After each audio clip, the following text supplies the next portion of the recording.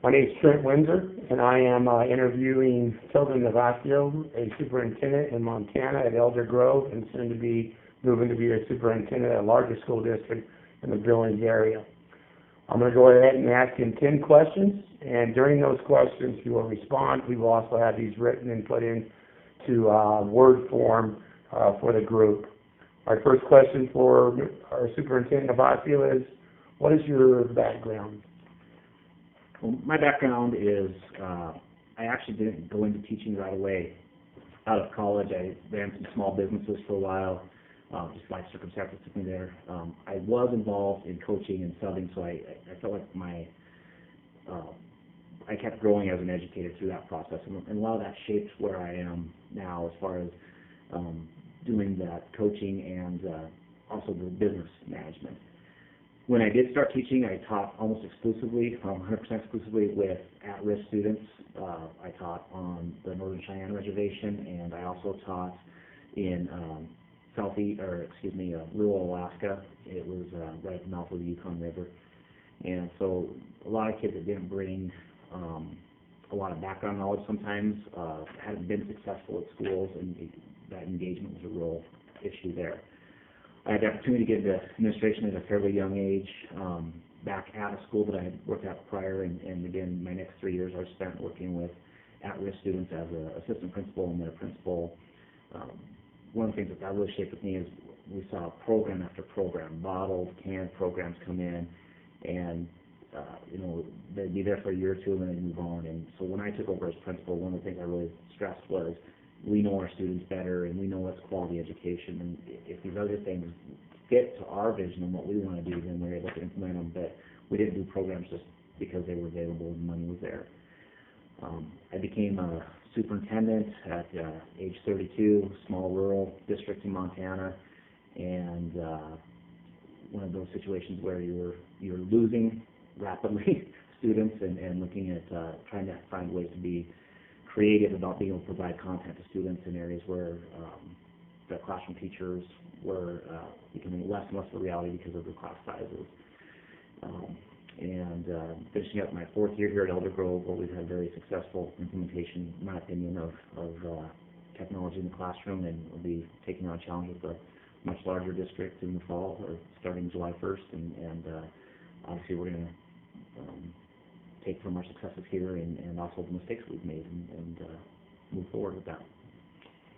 All right, the second question I have for you, Mr. Navasio, is what is your vision for technology integration? And what I mean mainly for you as a superintendent administrator, how do you implement those and make sure that your district has a culture around your implementation? One of the big things we've really talked about is technology is always going to be there. It's always going to be something that's changing. What we consider technology now was science fiction 15 years ago, and what was technology in the classroom 15 years ago is considered outdated at this point. So it's not, technology is not something that's separate. It has to be something that's part of your overall vision and included in that, and it can't be optional because it's the reality of the world that the students live in. I mean, my 5-year-old daughter has an iPod Touch, and she downloads games and plays games on it. My 2-year-old nephews play Angry Birds on their mom's iPad. It's the reality of these kids. And the reality is right now it's 2012, but we have to be thinking about 2025, 2030, when these kids that are coming in are going into the job market. And what's that job market going to look like? Obviously there's, the world is flat. I think changed a lot of people's perceptions of no longer are kids in Montana competing with other kids from Montana for jobs, or even nationwide. They're competing with kids in Bangladesh and Tokyo. And collaboration, you're going to be collaborating with people across the world with those devices. We're always connected, and that could be a good thing or a bad thing, but in schools it's reality, and we have to prepare those kids for that. Like I've said before, when I went to school, the ditto machine was technology, and the teachers didn't have an option not. If you refused to make dittos and still wanted to do things on the chalkboard, the job passed you by, and that's the reality now when it comes to using interactive whiteboards and responder devices, and what we consider technology at this point is going to be commonplace in 5 to 10 years. And that's one of the things that's scary, I think, a lot of times for staff, too, is that it changes so fast. And an example of that is we really pushed with our teachers to have blogs. And now we've talked about, like, Edmodo and some of those educational social networking sites. And a teacher came in and said, well, we still have stuff with the blogs. But that's how fast it moves. I mean, you look at, the guy that invented MySpace probably thought that was going to last forever. And, Facebook came along, and I'm sure in a couple of years there'll be something else. And the way, how fast the technology moves, we have to be able to adapt to that. And we can't look at it as something different. And one of the things I really come back to on that is literacy and what the definition of literacy is. When we talk about literacy now, we think of reading and writing. And if you look at the true definition of literacy, it's the ability to communicate in what is the fashion that is most useful or most popular at the time. And at one point, cave drawings were literacy. If you were the best cave drawer, you were a genius. And then coming, down the road, it became the Gregarian monks, and they controlled the typeset, and they controlled what knowledge was out there. And when I was a kid, it was World Book Encyclopedia. Whatever was in the World Book Encyclopedia was like gospel. And the true literacy now is not so much reading and writing; it's being able to communicate through electronic means. I look at the percentage of things that I write that goes out on hard copy on paper versus the amount of things that I put out that are on our website or through email. And the most common means of communication now in our world is electronic. And so we have to be able to help kids with that. And does that mean that there might be shorthand with Twitter and texting that are shorter? I don't know what the right answer on that is, but that's one of the things that we need to find out. And again, we want our kids to be literate, and in the future, literacy could be able to create your own web page or your own social media page, and how to have those items out there. Okay, the third question. Identify what role administrators should play incorporating technology, and mainly around the morality and the culture in there. Well, the main job of administrator anytime is setting that vision, and number one is to talk about the philosophy and to discuss with the staff. This is the reality. These are the things we need to look at. It's not okay to move forward on these things and not integrate it. And part of that is building that knowledge base, whether it's book studies, whether it's just getting them involved in PD, and just having those discussions on a daily basis. And you have to be a role model for that as well. I mean, it doesn't do me any good to go and tell the teachers, you have to communicate with your parents through electronic means, and then I'm handing them paper memos all the time. The second part of any administrator's job is really being able to put your money where your mouth is what I would call it, is you control the budget, so what are the tools that they need, and are you going to provide those tools? I think that's one of the biggest frustrations you hear from teachers is these are the expectations, but we're not giving the tools to deal with it. And then, of course, the third role that most administrators play is that feedback, and that, being able to go into a classroom and say, I like what you're doing here, have you tried it this way, or if you try to incorporate this, or, sit down with the staff that aren't incorporating and saying, this isn't an option, this is a priority. And what trainings or what resources do I need to get you to where you feel comfortable with it? All right. And part of that same question, what do you feel the teacher's role is for implementing technology under your vision?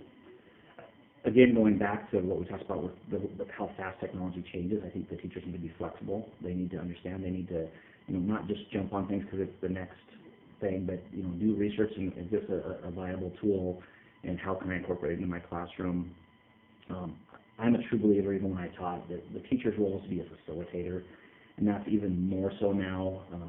One of the things I use with my teachers a lot is the fact that, my 12-year-old with a smartphone can find out more information about, say, Abraham Lincoln than somebody that's done their doctoral thesis on him. That information's there, it's available almost all the time for us. And part of it now is to be able to teach kids how to sort through all the information overload that's out there a lot of the time. What's quality information, what's not quality information. I mean, still a lot of kids think that they can use Wikipedia as a reference, and they don't understand how Wikipedia is made up, and that it's a good way to move forward. But coming back to it, I think the teachers really have to be willing to be that facilitator and not give up that fact that they're the expert. I've talked to a lot of my teachers. It's okay to say, I don't know, but let's find out together, and going through and showing how that process works for us as adults as well, and role modeling that process for them. What do you feel the student's role is with technology and implementation in your business? Honestly, with the students, the role is it's their reality. It's what their world, the world that they're in. These kids are going to school, have never, we talked about it with sitting by the radio listening for the DJ to play the song and hitting record buttons because you wanted to have that song. My kids have never been living in a world where if they didn't like a song, they couldn't just go download it immediately and have it on their mobile device.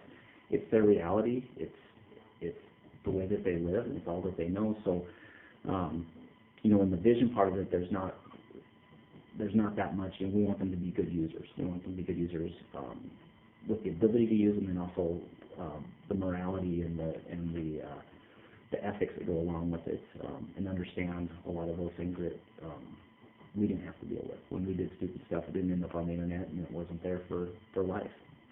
Do you, with the vision that you've put into this district, which is one of the top districts in the state of Montana, when you came into this position, did you allow for collaboration between your administrators, yourself, the students, the teachers, and your community?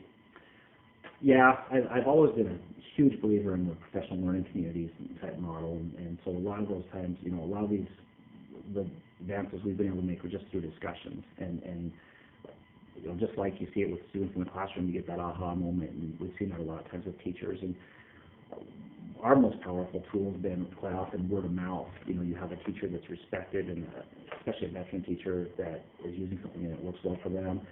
Those other teachers want to model after that. So that was a huge part of it. The community's been very supportive. Actually, all of our technology integration, all of our devices, we have an interactive whiteboard and a projector in every classroom, as well as responder devices, the active votes and the active expressions. And that is almost exclusively been paid for by funding, either private donations or through fundraising through the parent-teacher organization. So the community's been very supportive of it.